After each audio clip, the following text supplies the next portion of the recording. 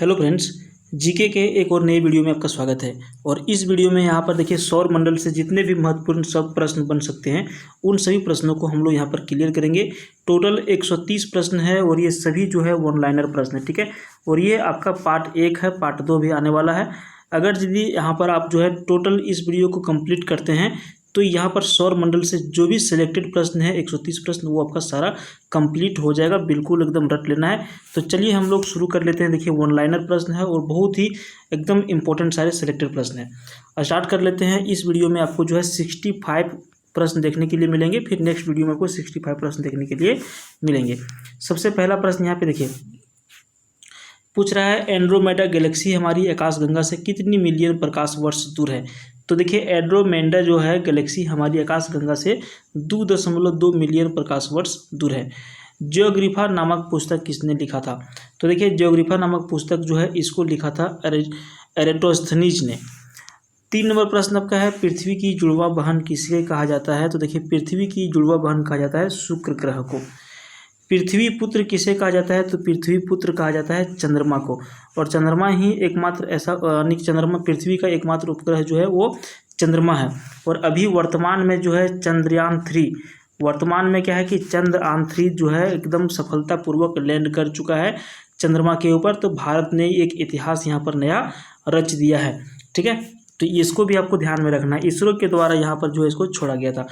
अगला प्रश्न है, ब्लैक होल सिद्धांत किस देश के वैज्ञानिक के द्वारा दिया गया था। तो एस चंद्रशेखर द्वारा जो भारत के थे ब्लैक होल सिद्धांत दिया गया था। देखिए अगला प्रश्न है, सी ऑफ ट्रांक्विलिटी कहाँ पर स्थित है। तो ये है चंद्रमा पर, ओके। अगला प्रश्न है, हिकेटियस को किसका जनक माना जाता है। तो भूगोल का जनक किसको कहा जाता है, हिकेटियस को। प्रश्न पूछा जाएगा आपको भूगोल का जनक कौन है, 4 को ऑप्शन रहेंगे। तो हिकेटियस जो है इसको भूगोल का जनक कहा जाता है, ठीक है। अगला प्रश्न देखिए, अंतरिक्ष में कुल कितने तारामंडल है। ये बहुत ज़्यादा इंपॉर्टेंट और रिपीटेड सवाल है। तो अंतरिक्ष में कुल तारामंडलों की संख्या है आपका 89, ओके। प्रश्न संख्या 9 देखिए, अंतरिक्ष में जाने वाले पहले व्यक्ति कौन थे और वह कब गए थे। तो यूरी गागरिन जो है 1961 ईस्वी में अंतरिक्ष में जाने वाले पूरे विश्व के पहले व्यक्ति थे। यूरी गागरिन जिनका नाम है ये 1961 ईस्वी में अंतरिक्ष में गए थे। अगला प्रश्न है, अंतरिक्ष में पहुंचने वाली पहली महिला कौन थी और वह अंतरिक्ष में कब पहुंची थी।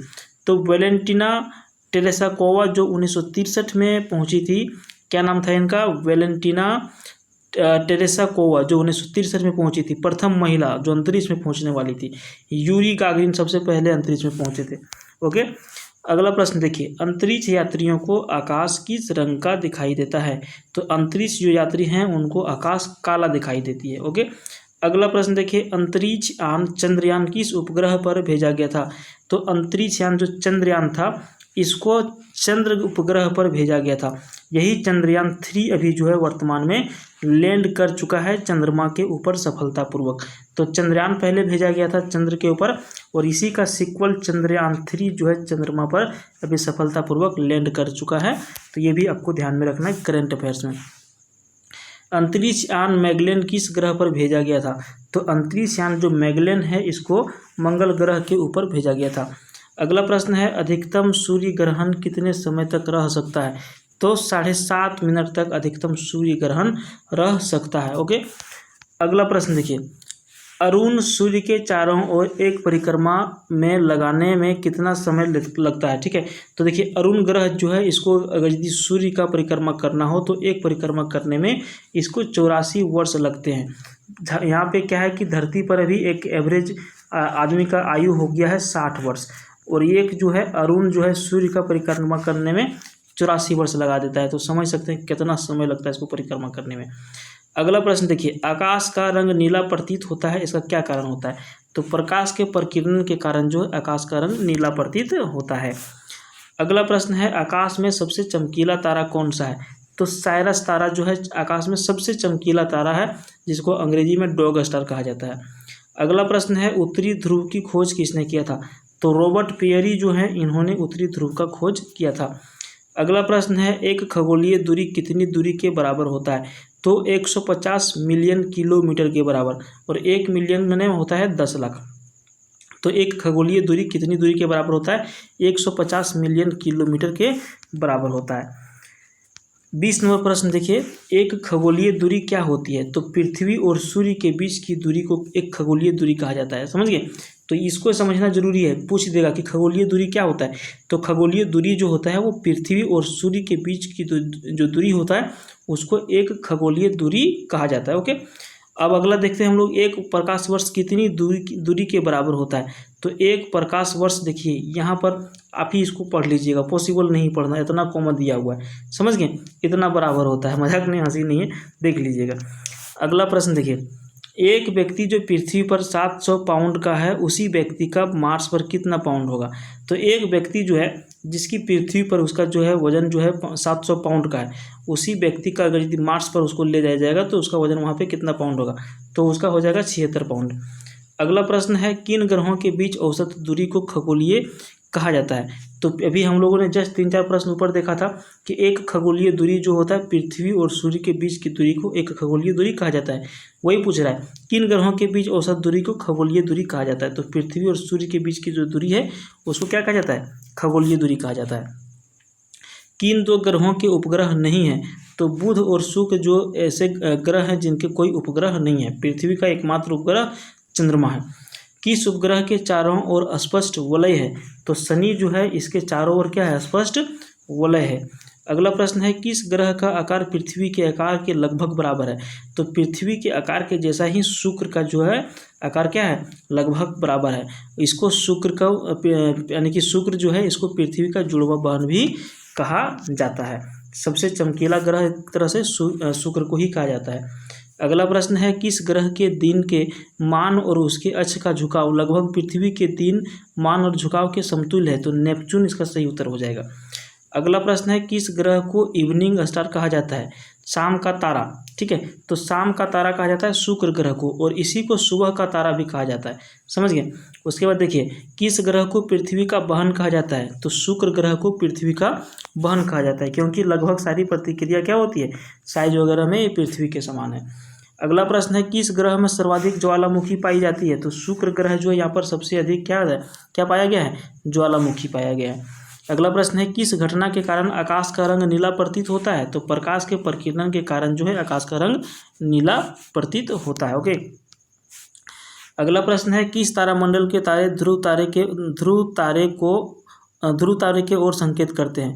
तो ये जो है सप्तऋषि तारामंडल के जो तारे हैं ये ध्रुव तारे की ओर संकेत करते हैं।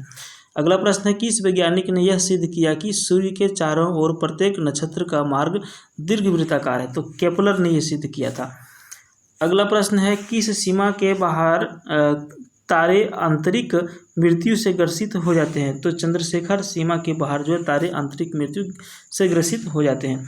अगला प्रश्न है, किसने सबसे पहले पृथ्वी की परिधि को मापा था? तो इरेटोस्थनीज जो है इन्होंने सबसे पहले पृथ्वी की परिधि को मापा था। अगला प्रश्न है, किसी ग्रह के चारों ओर परिक्रमा करने वाले छोटे आकाशीय पिंड को क्या कहा जाता है? तो किसी ग्रह के चारों ओर परिक्रमा करने वाले जो छोटे आकाशीय पिंड होते हैं उसको उपग्रह कहा जाता है। किसे ब्लू प्लेनेट के नाम से जाना जाता है? ठीक है, तो ब्लू प्लेनेट के नाम से जाना जाता है पृथ्वी को। अगला प्रश्न है, कौन सा ग्रह के सर्वाधिक प्राकृतिक उपग्रह है? तो शनि ग्रह जो है इनके सर्वाधिक प्राकृतिक उपग्रह है। ओके, अगला प्रश्न है, कौन सा तारा शीघ्रता से घूमता है एवं रेडियो तरंग छोड़ता है? तो ये न्यूट्रॉन तारा जो है इस शीघ्रता से घूमता भी है और क्या करता है? रेडियो तरंग जो है ये छोड़ता है। अगला प्रश्न है, कौन सा तारा पृथ्वी के सर्वाधिक समीप है? तो अल्फा सेंचुरी जो है ये पृथ्वी के सर्वाधिक समीप है। अगला प्रश्न है, कौन सा भाग सौरमंडल का भाग नहीं है? तो निहारिका जो है ये क्या है? सौरमंडल का भाग नहीं है।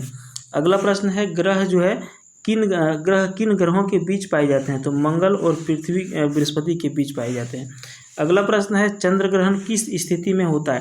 तो इसको थोड़ा सा ध्यान से समझिएगा, बहुत लोग क्या करते हैं? कंफ्यूज कर देते हैं। चंद्र ग्रहण जो है किस परिस्थिति में होता है? तो जब पृथ्वी और चंद्रमा के बीच में सूर्य आ जाता है तो उस टाइम क्या होता है? चंद्र ग्रहण होता है। समझ गए? जब पृथ्वी और चंद्रमा के बीच में सूर्य आ जाता है तो क्या होता है? चंद्र ग्रहण हो जाता है। ठीक है, अगला प्रश्न देखिए, चंद्रमा की सतह पर औसतन तापमान कितना होता है? तो दिन में 107 डिग्री सेल्सियस तथा रात में -153 डिग्री सेल्सियस जो है चंद्रमा की सतह पर औसतन तापमान होता है। यहाँ पर आप समझ लीजिए, हम लोगों के पास जैसे 40 डिग्री सेल्सियस अगर यदि तापमान पहुँच जाता है तो हालत ख़राब हो जाता है।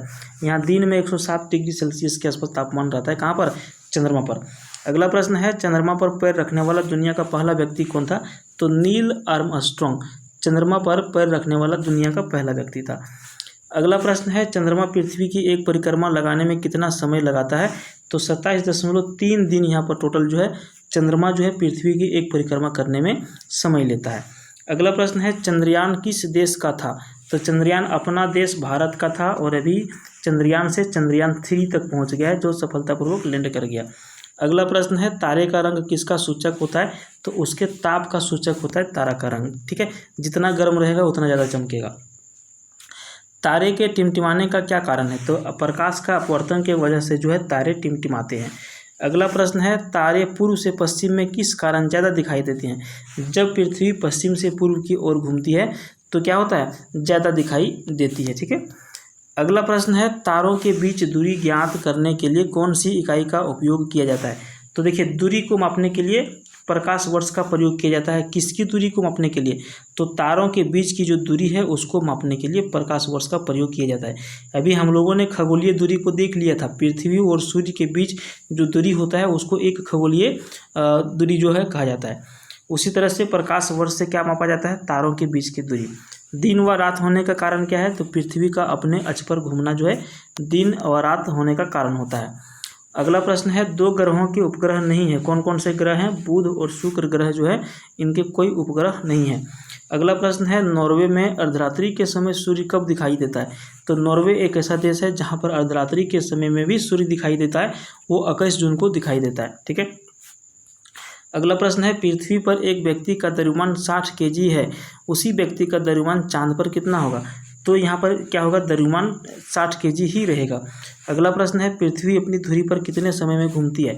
तो पृथ्वी अपने धुरी पर 23 घंटा 56 मिनट 4 सेकंड लगता है इसको अपने धुरी पर घूमने के लिए। ठीक है, कितना? 23 घंटा 56 मिनट 4 सेकंड। याद रखिएगा, ये प्रश्न बार बार पूछा गया है। अगला प्रश्न है, पृथ्वी अपने अक्ष पर कितने अंश पर झुकी हुई है? तो 23.5 डिग्री अपने अक्ष पर ये झुकी हुई है। कौन? पृथ्वी। अगला प्रश्न है, पृथ्वी और चंद्रमा के कक्ष तलों में कितने डिग्री का झुकाव है? तो 5 डिग्री का झुकाव जो है पृथ्वी और चंद्रमा के कक्ष तलों के बीच में है। अगला प्रश्न है, पृथ्वी कहाँ स्थित है? तो शुक्र एवं मंगल के बीच में जो है पृथ्वी स्थित है। अगला प्रश्न है, पृथ्वी का प्राकृतिक उपग्रह कौन सा है? तो चंद्रमा पृथ्वी का प्राकृतिक उपग्रह है। अगला प्रश्न है, पृथ्वी की अपनी कक्षा में गति है जो वो किस प्रकार की है? तो पश्चिम से पूर्व की ओर जो है पृथ्वी अपने कक्षा में घूमती है। अगला प्रश्न है, पृथ्वी के आकाशगंगा के सबसे शीतल और चमकीले तारों के समूह को क्या कहा जाता है? तो इसको कहा जाता है ओरिन नेबुला। अगला प्रश्न है, पृथ्वी के भ्रमण की गति कितनी होती है? तो 27 किलोमीटर पृथ्वी के भ्रमण 27 किलोमीटर प्रति मिनट जो है पृथ्वी के भ्रमण की गति होती है। अगला प्रश्न है, पृथ्वी के सर्वाधिक निकट कौन सा है? तो शुक्र ग्रह पृथ्वी के सर्वाधिक निकट है। और पृथ्वी के सर्वाधिक समीप तारा कौन सा है? अल्फा सेंचुरी पृथ्वी के सबसे समीप तारा है। मिलते हैं फिर सेकेंड पार्ट में इसका। अगर यदि आपको यहाँ सेकेंड पार्ट देखना है तो उसमें भी आपको 65 प्रश्न देखने के लिए मिलेंगे। बहुत बहुत धन्यवाद। नेक्स्ट वीडियो में आपका सेकेंड पार्ट इसका जो है सौरमंडल से संबंधित प्रश्न रहेंगे। Thank you.